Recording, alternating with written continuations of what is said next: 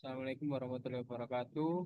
Kenalkan nama saya Ubaidillah Dwi Santoso dengan NIM 14122002000. Di sini saya akan menjelaskan perencanaan kapasitas produksi paving guna memenuhi permintaan pada CV rezeki beton perkasa dari skripsi Inam Maulana Fairuz Abadi.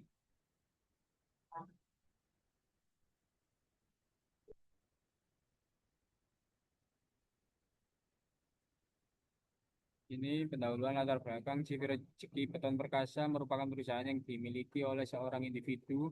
Perusahaan yang bergerak di bidang manufaktur dengan produk utama yaitu paving. Saat ini perusahaan telah berusaha untuk memastikan kepuasan konsumen terhadap produk yang dihasilkannya.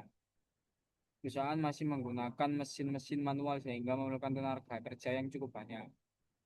Dan perusahaan menerapkan sistem make to stock dalam sistem produksinya yang berarti bahwa produksi dilakukan berdasarkan kebijakan perusahaan dan permintaan dari konsumen dalam pemenuhan pemesanan. Perusahaan memiliki dua opsi. Pertama, perusahaan dapat melakukan overtime hingga maksimal 5 jam yang berarti jam kerja akan diperpanjang untuk mencapai target produksi yang ditetapkan. Kedua, perusahaan dapat menggunakan subkontraktor dengan menambah tenaga kerja yang berarti akan menugaskan tenaga kerja tambahan untuk membantu memproduksi paving. Dengan opsi tersebut diharapkan perusahaan dapat memenuhi kebutuhan konsumen dan mendapatkan keuntungan maksimal.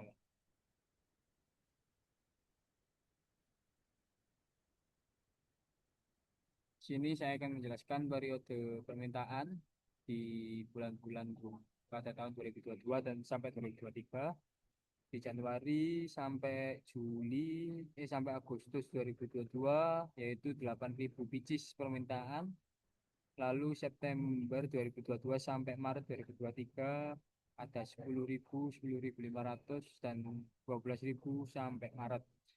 Dan berdasarkan tabel tersebut dapat dijelaskan bahwa kapasitas produksi civil rezeki beton perkasa adalah sebesar 8.000 pieces per bulan, sedangkan pada bulan September, Oktober, November, Desember dan jumlah permintaan melebihi kapasitas produksi yang menyebabkan perusahaan melakukan overtime dengan biaya tambahan yang mahal. Faktor yang menjadi penyebabnya yaitu keterbatasan alat mesin membuat paving dan tenaga kerja yang sedikit. Permasalahan yang dihadapi perusahaan konsumen yang melebihi kapasitas produksi yang dimiliki. Untuk menyelesaikan permasalahan ini, perusahaan perlu melakukan perencanaan kapasitas produksi agar dapat memenuhi permintaan konsumen tanpa harus mengeluarkan biaya tambahan yang terlalu besar. Salah satu metode yang dapat digunakan adalah Rokat Capacity Planning yang dapat membantu perusahaan dalam mengukur kapasitas pusat kerja dan menentukan apakah perlu dilakukan penambahan jam kerja lembur atau penambahan tenaga kerja untuk memenuhi permintaan konsumen dan membandingkannya dengan kapasitas produksi.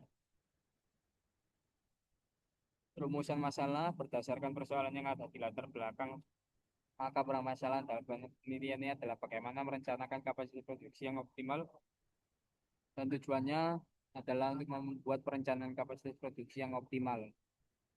Dan ini adalah bab 2, penjelasannya ada di laporan.